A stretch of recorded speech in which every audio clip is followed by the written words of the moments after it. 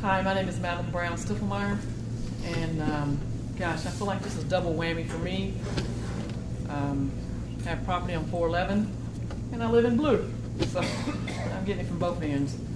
I guess it kind of scares me to be up here in front of you, and kind of humbles me also.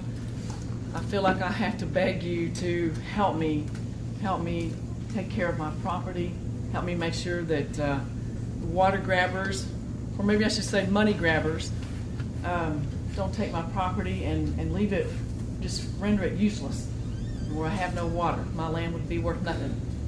And like most people, they want to leave it to their kids or grandkids. You know, we have the same intentions. And it also holds a special place in our heart because it was given to us by loved ones now gone. I feel like this really isn't about water. It's about money. It's about that almighty dollar. And in Bastrop, when I was there, Mr. Baker got up and he said that we should, from the goodness of our heart, give these people water because they needed water, and we should be good neighbors and share our water. I'll share mine. I'll give it to them. I'll give them some of my water if they need it. I won't even charge them, you know. As Christians, we know that we are to give those water who are thirsty. They need water. You know, I'd be the first to do it. But this isn't about giving our neighbors water. This is about somebody coming in and taking everybody's water and selling it back to somebody else for a profit. It's a money grab. And the excuse given to me for this kind of behavior was that we better do it first because everybody else is doing it.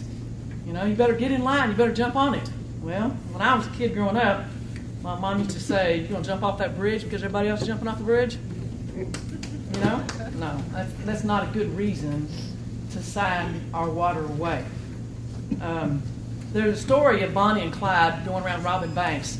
They robbed in this little town, and then that little town, then another little town. And so the people who hadn't been robbed yet were going, "What are we going to do? They haven't robbed our bank yet. What are we going to do?"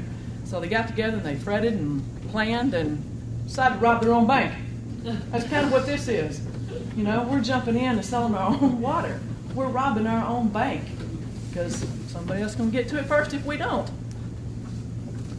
My mother was approached about selling our water when she was alive. And she was just a little old lady. Little old lady, bald-headed, and she knew she wasn't going to see tomorrow, but she could see the future, and she wouldn't sell because it was wrong to sell. Linda Curtis has told us about, and all the rest of it told you about how awesome this, you know, how we need to be careful and how this puts rural against urban, and this really doesn't. This puts neighbor against neighbor. This puts people against our own families. It's terrible, you know, this whole deal. And it's just the lure of money. It's the lure of money that's made us go against our neighbors and against you guys too. Thank you.